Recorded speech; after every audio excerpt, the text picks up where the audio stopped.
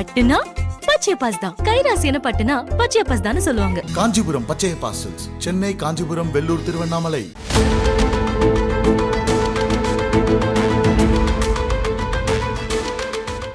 வணக்கம் நண்பர்களே, மின்னம்பலம் டிஜிட்டல் திண்ணைக்கு உங்களை வரவேற்கிறோம். நான் ராகவேந்திர ஆரா. இன்று ஏப்ரல் 25ஆம் தேதி வெளிப்படையாகவும் மறைமுகமாகவும் நடந்த அரசியல் நகர்வுகள், அதன் தாக்கங்கள் பற்றி இந்த வீடியோவிலே இன்று நாம் பார்ப்போம். இன்று தமிழ்நாடு காங்கிரஸ் சார்பிலே கடந்த மக்களவைத் தேர்தலில் போட்டியிட்ட தமிழ்நாட்டில் 9 வேட்பாளர்கள், பக்கத்தில் புதுச்சேரி அங்கே ஒரு வேட்பாளர், இந்த 10 வேட்பாளர்களும் இன்று திமுக கூட்டணி தலைவரும் திமுக தலைவரும் தமிழ்நாடு முதலமைச்சருமான ஸ்டாலினை சந்தித்து அந்த முறைப்படி நன்றி தெரிவித்தார்கள். தேர்தல் முடிந்த பிறகு திமுகவின் வேட்பாளர்கள், மாவட்ட செயலாளர்கள், அமைச்சர்கள், பொறுப்பு அமைச்சர்கள் இவர்களெல்லாம் வரிசையாக தங்கள் கட்சி தலைவரும் முதலமைச்சருமான ஸ்டாலினை சந்தித்தார்கள். அதன் பிறகு கூட்டணி கட்சி தலைவர்களும் தொடர்ந்து ஸ்டாலினை சந்தித்து வருகிறார்கள். அந்த வகையில் காங்கிரஸ் கட்சிக்கு இன்று காலை அறிவாலயத்தில் முதலமைச்சரை சந்திக்க நேரம் ஒதுக்கப்பட்டிருந்தது. அதற்கு முன்பாக தமிழ்நாடு காங்கிரஸ் கட்சியின் தலைமை அலுவலகமான சத்தியமூர்த்தி பவனில் இந்த 10 வேட்பாளர்களும் மாநில காங்கிரஸ் தலைவர் செல்வ பெருந்தகை தலைமையில் ஒரு ஆலோசனை கூட்டம் நடத்தி அதற்கு பிறகு அங்கிருந்து சத்தியமூர்த்தி பவனிலிருந்து அவர்கள் கிளம்பி அறிவாலயத்துக்கு சென்றார்கள். இந்த சந்திப்பில் என்ன நடந்தது என்று பார்ப்பதற்கு முன் ஒரு சின்ன ஃப்ளாஷ்பேக் பார்த்துருவோம்.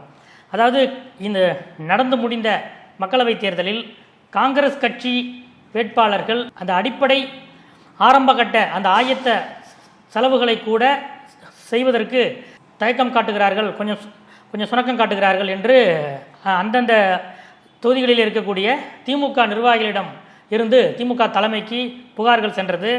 அதன் பிறகு திமுகவின் சார்பில், அந்த பெண் அமைப்பு சார்பில் ஒவ்வொரு காங்கிரஸ் வேட்பாளருக்கும் அவர்களே பேசி, திமுக தலைமையில் இருந்து பேசி உங்களுக்கு என்ன பிரச்சனை, என்னாச்சு, ஏதாச்சு என்று விசாரித்தார்கள்.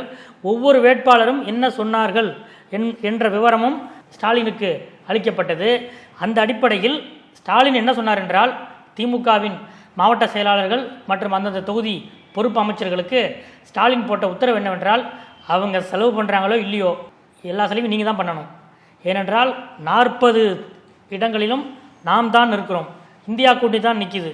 இது டெல்லியில் நாளைக்கு நம்ம 40 வெற்றியாளர்களோட தான் போய் நம்ம டெல்லியில் நிற்கணும். அதனால் இங்கே உள்ளுக்குள்ள நமக்குள்ள பிரச்சனைகளை, கரன்சி இஷ்யூலாம் நீங்களே கவனிச்சிங்க என்று அப்போதே ஸ்டாலின் உத்தரவிட்டார் என்பதையும் இதே டிஜிட்டல் திணையிலே நாம் ஏற்கனவே பதிவு செய்திருந்தோம்.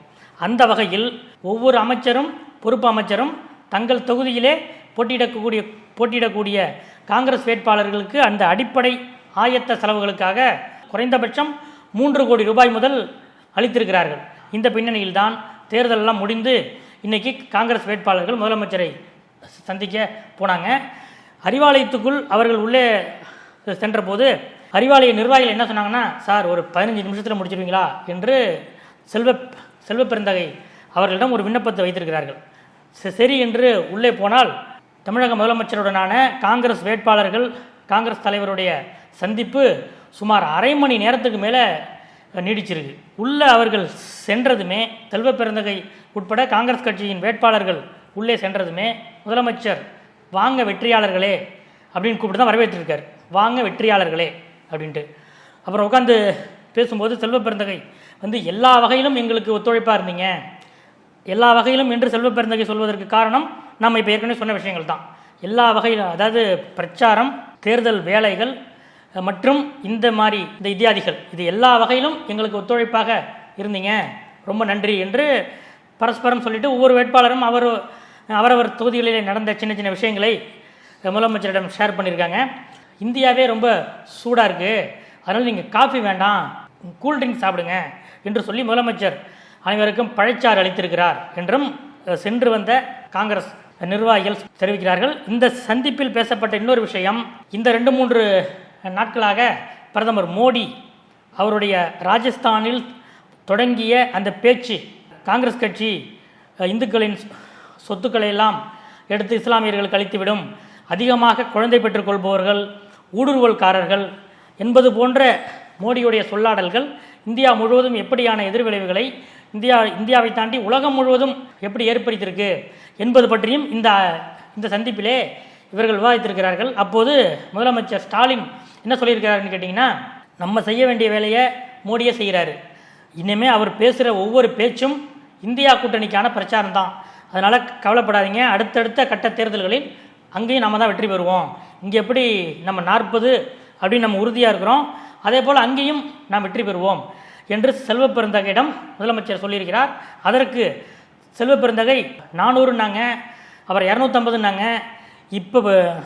இப்போ போகிற பார்த்தா 100லிருந்து 150 சீட்டுகள் கூட மோடிக்கு கிடைக்குமா என்பது ஒரு சந்தேகமாக தான் இருக்குது அப்படிங்கிறத அங்கே உள்ள தகவலெல்லாம் சொல்கிறாங்க என்று இந்த விஷயங்களெல்லாம் பேசிவிட்டு, அடுத்ததாக முதலமைச்சர் ஸ்டாலினிடம் செல்வ பெருந்தகை ஒரு கோரிக்கையும் வைத்திருக்கிறார்.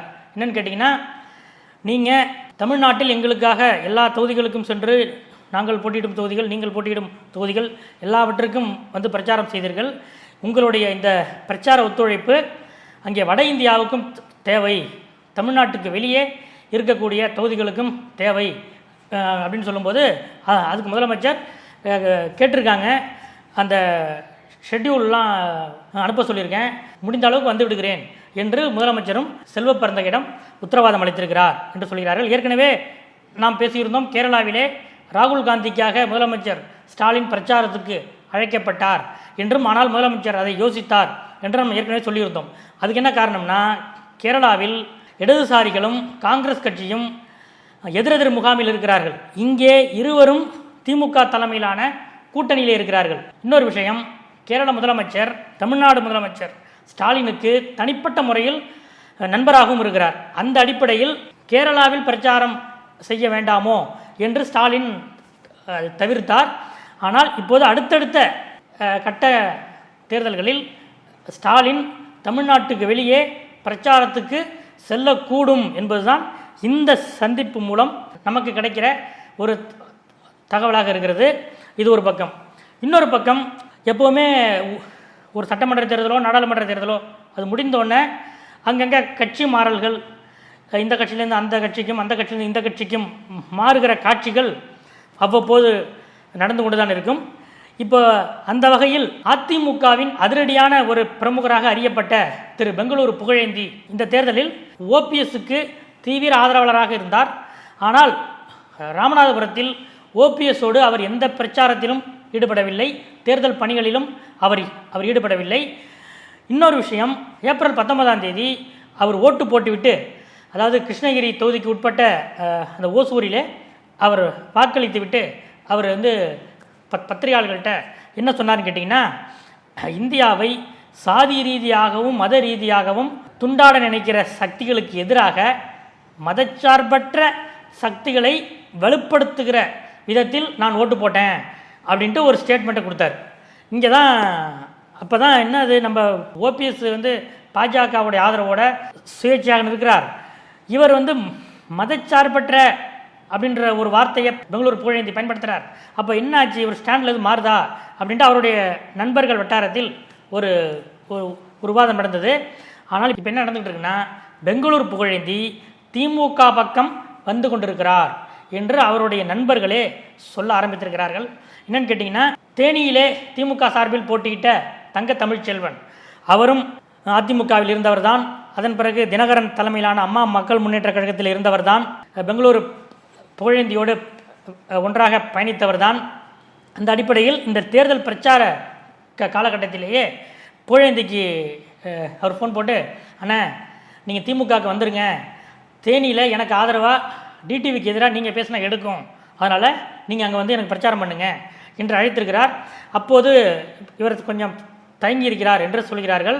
இந்த நிலையில் பெங்களூரு புகழேந்தியை திமுக பக்கம் கொண்டு வருவதற்கான அந்த முயற்சிகளை தேர்தலுக்கு அப்புறமும் தங்க தமிழ்ச்செல்வன் விடவில்லை, அவர் முடுக்கிவிட்டிருக்கிறார் என்று சொல்கிறார்கள். தனக்கு நெருக்கமான நண்பர்களிடம் 2-3 தினங்களாக பெங்களூரு புகழேந்தி உரையாடும் போது, என்னை திமுகவுக்கு கூப்பிடுறாங்க, ஆனால் அம்மா மோதிரம் போட்டிருக்கேன் கையில், அவருடைய ஒரு அடையாளமாகவே மாறிப்போனது அவர் கையில் அணிந்திருக்கும் அந்த ஜெயலலிதா படம் போட்ட ஒரு பெரிய முத்திரை மோதிரம். அந்த மோதிரத்தை குறிப்பிட்டு, அம்மா மோதிரத்தை எப்படி கட்டி போகிறதுன்னு தெரில, அதான் யோசிச்சுட்டு இருக்கேன் என்று தனது நண்பர்களிடம் அவர் சொல்லியிருக்கிறார்.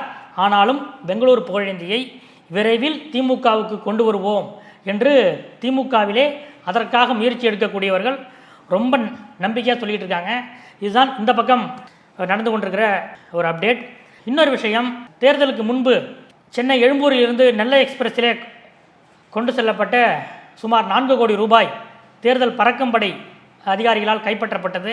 தாம்பரம் போலீஸ் அதன் பேரில் வழக்கு பதிவு செய்தது. அந்த பணத்தை எடுத்து சென்றது நெல்லை பாஜக வேட்பாளர் நயினார் நாகேந்திரன் அவருடைய நிறுவனத்திலே பணியாற்றுகிற ஊழியர்கள் என்பதையும் போலீசார் கண்டுபிடித்து அவர்கள் மீது வழக்கு பதிவு செய்து அவர்களை கைதும் செய்தார்கள். அவர்களிடம் தாம்பரம் காவல்துறையினர் விசாரணை நடத்தினார்கள். அப்போது இந்த பணத்தை எங்கிருந்து எடுத்துகிட்டு வந்தீங்க என்று விசாரணை நடத்திய போது அவர்கள் சென்னை கிரீன்வேஸ் சாலையிலே அமைச்சர் உதயநிதி அவர்களுடைய இல்லத்துக்கு எதிரே அமைந்திருக்கக்கூடிய ஒரு பில்டிங்கை காட்டுறாங்க. அந்த பில்டிங்கில் இருந்து தான் இந்த 4 கோடி மட்டுமல்ல, இது போன்ற பல கோடி ரூபாய்கள் அந்த பில்டிங்கிலிருந்து தான் பிரித்து அனுப்பப்பட்டது என்று அவர்கள் வாக்குமூலம் கொடுத்தார்கள். இந்த அடிப்படையில் நயினார் நாகேந்திரன் அவர்களை விசாரிப்பதற்கு போலீஸ் சம்மன் அனுப்பியது.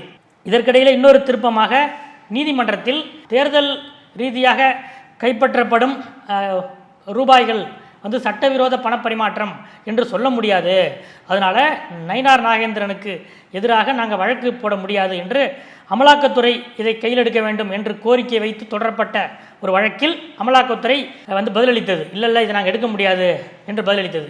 இந்த நிலையில் அமலாக்கத்துறை அப்படி இருந்தாலும் தாம்பரம் போலீசார் இந்த வழக்கில் தீவிர விசாரணை நடத்தி கொண்டிருக்கிறார்கள். அந்த அடிப்படையில் நயினார் நாகேந்திரனுக்கு சம்மன் அனுப்பிச்சிருக்காங்க. இன்று இது பற்றி செய்தியாளர்கிட்ட பேசிய திரு நயினார் நாகேந்திரன், அந்த 4 கோடி கொண்டு வந்தவர்களை எனக்கு தெரியும், ஆனால் அந்த பணம் எனக்காக கொண்டு வரப்பட்டதில்லை, இது என்னை மையமாக வைத்து ஒரு சூழ்ச்சி வலை பின்னப்பட்டிருக்கிறது. நான் வருகிற மே 2ஆம் தேதி விசாரணைக்கு ஆஜராவேன், சட்டப்படி இதுக்கு ஒத்துழைப்பு கொடுப்பேன், ஆனால் இது எனக்கு எதிராக என்னை டார்கெட் வைத்து ஒரு சதி நடைபெறுகிறது என்று அவர் இன்னைக்கு விளக்கியிருக்கிறாரு. இதற்கிடையில் இன்னொரு விஷயம், காவல்துறை வட்டாரத்தில் என்ன சொல்கிறாங்கன்னா, மே 2ஆம் தேதி அவர் தாம்பரம் போலீசார் முன்பு ஆஜராக இருக்கிறார். அதற்கு முன்பே நயினார் நாகேந்திரன் தரப்பிலிருந்து திமுக தரப்புக்கு சில தூதுகள் விடப்பட்டிருக்கின்றன. அதாவது முதலமைச்சரோடு பேசக்கூடியவர்களிடம் கூட நயினார் நாகேந்திரனுக்கு வேண்டிய ஆட்கள் பேசி இதை ஆஃப் பண்ண முடியுமா என்று ஒரு தூது விட்டிருக்கிறார்கள். இன்னொரு பக்கம் சில ஓய்வு பெற்ற காவல்துறை அதிகாரிகள் மூலமாக இந்த கேஸை விசாரிக்கிறாங்க இல்லையா, விசாரணை அதிகாரிகள், அவர்களுக்கு ப்ரெஷர் கொடுக்குற மாதிரி ரிட்டையர்டு ஐபிஎஸ் ஆஃபீஸர் மூலமாக, அதனால் நயினாருக்கு வேண்டிய ரிட்டையர்டு ஐபிஎஸ் ஆஃபீஸர் மூலமாக இந்த வழக்கை இப்போது விசாரிக்கிற அந்த அதிகாரிகளுக்கு கொஞ்சம் தளர்வு காண்பிக்கும்படி ப்ரெஷர் கொடுக்கப்பட்டிருக்கு அப்படின்னு சொல்கிறாங்க.